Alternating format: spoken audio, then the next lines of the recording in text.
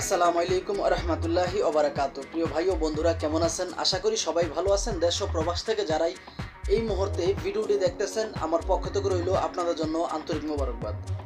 আমি চাই আপনারা ভালো থাকেন, যে দেশেই থাকেন না কেন, যে কাজই করেন না কেন, আপনারা যেন সবসময় ভালো থাকেন। আল্লাহ তাআলা রব্বুল আলামিনের কাছে এই প্রার্থনাই করি, প্রিয় মালিক যেন আমার দেশ এবং প্রবাসের ভাইদেরকে সবসময় সর্বদা ভালো রাখে। তো প্রতিদিনের মতো আজকে আবারও চলে আসলাম নতুন একটা ভিডিও নিয়ে, যে ভিডিওতে থাকবে গুরুত্বপূর্ণ কিছু তথ্য।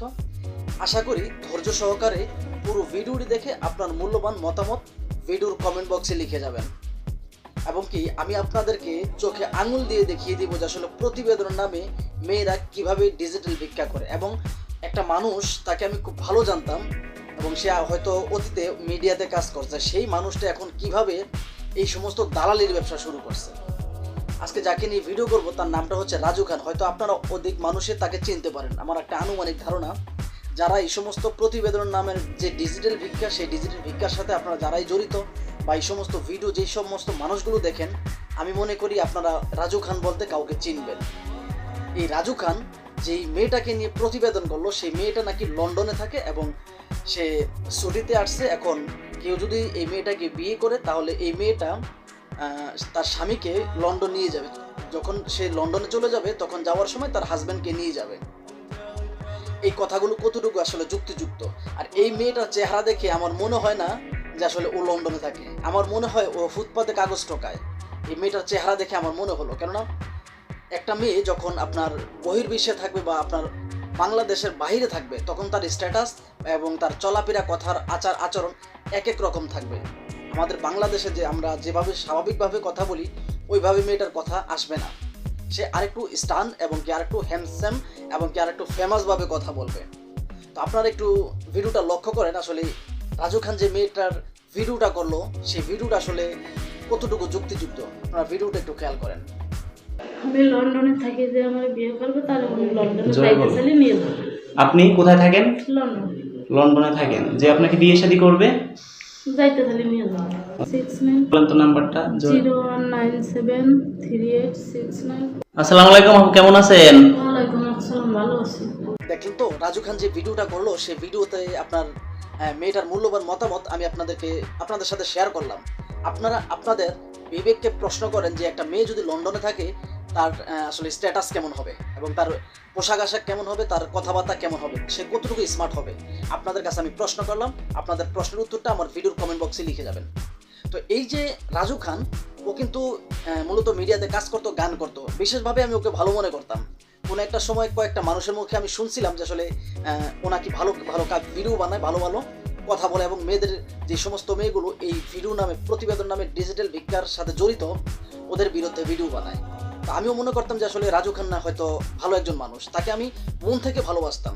কিন্তু সাম্প্রতিক সময়ে বর্তমানে দেখতেছি এই রাজু একের পর এক ভিডিও আপলোড দিতেছে তার ইউটিউব চ্যানেলে এবং তার ফেসবুকে ভিডিও আপলোড দিতেছে। তো সে কোনো একটা সময় আসলে শুধুমাত্র পিক ব্যবহার করে সে ভিডিও আপলোড দিত। বর্তমানে ওই যে দালাল চক্র, প্রতিবেদন নামে যে ডিজিটাল ভিক্ষার যে দালাল চক্রগুলো, তাদের মতোই কিন্তু এখন মেয়েদেরকে দিয়ে ব্যবসা শুরু করছে এই রাজু খান।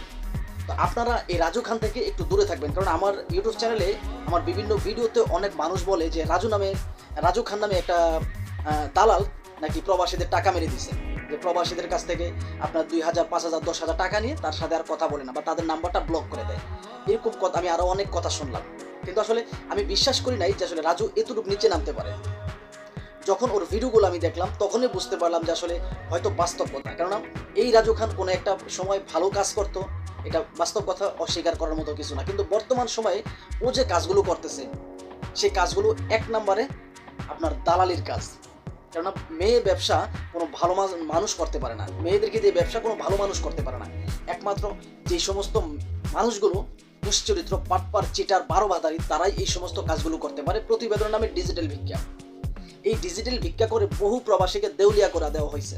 আমার কাছে একাধিক প্রমাণ আছে, প্রমাণ নাই বলতে কোনো শব্দ নাই, আমার কাছে একাধিক প্রমাণ আছে। বিশ্বের অনেক দেশ থেকেই কিন্তু মানুষ আমার ভিডিও দেখে, আমার ভিডিও কমেন্ট করে, লাইক করে এবং সাবস্ক্রাইব করে আমাকে আপনাদের পাশে রাখে অনেক মানুষ।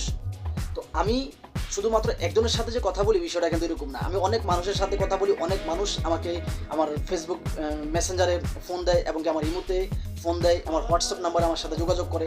এই প্রতিবেদন নামে ডিজিটাল ভিক্ষা ভিডিও দেখে বহু প্রবাসী দেউলিয়া হয়ে গেছে, বহু প্রবাসী না আপনার কাউকে বলতে পারতেছে না কাউকে নিজে সহ্য করতে পারতেছে। কারণ যদি কাউকে বলে তাহলে তার মান ইজ্জত যাবে, আর যদি কাউকে না বলে মনের দুঃখ মনে থাকবে। এখন আপনাদের কাছে প্রশ্ন যে এই রাজু খান যে কাজগুলো করতেছে এই কাজগুলো কতটুকু ভালো কতটুকু খারাপ। আমি রাজুকে ভালো মনে করতাম, কিন্তু এখন দেখতেছি পূর্বে যে ইউটিউব চ্যানেল দালালগুলো যারা এই সমস্ত মেয়ে ব্যবসা করতো, এই রাজু সেম তাদের মতোই দালালি করতেছে।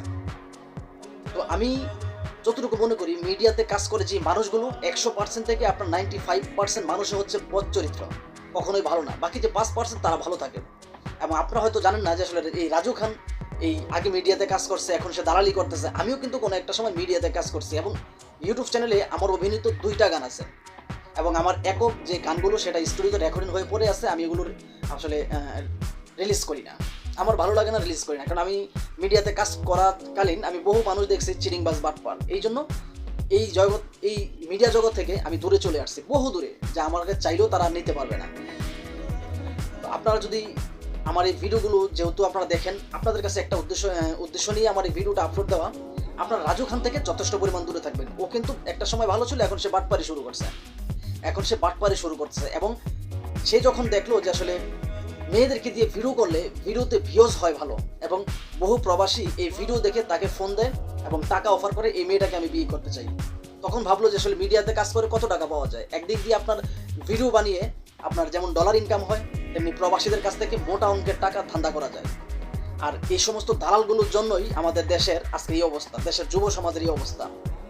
এই মেয়েগুলো কখনোই ভালো ছিল না এবং ভালো থাকতে পারে না, কারণ প্রকৃত ভালো কোনো মেয়ে আপনার সোশ্যাল মিডিয়াতে এই সমস্ত বেহায়াপানা করতে পারে না, হাজারো মিথ্যা কথা বলতে পারে না, কোনো ভিডিও বানাবে না। প্রকৃত ভালো যে মেয়ে, কারণ ভালো মেয়ে অনলাইনে আসে না, আর অনলাইনে ভালো মেয়ে কখনো বেশিক্ষণ থাকে না।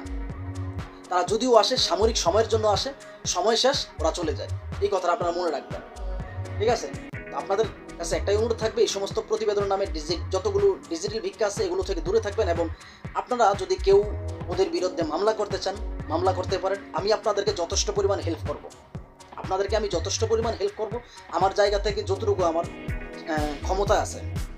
আপনারা ওদের কাছ থেকে দূরে থাকবেন ইনশাল্লাহ। এই রাজু খানের বিরুদ্ধেও আশা করি মামলা কোনো একটা সময় হবে, যদি আমি কোনো ক্লু পাই। কারণ আমি কখনো অন্যায় করি না, আর অন্যায়কে আমি কখনো প্রশ্রয় দিই না।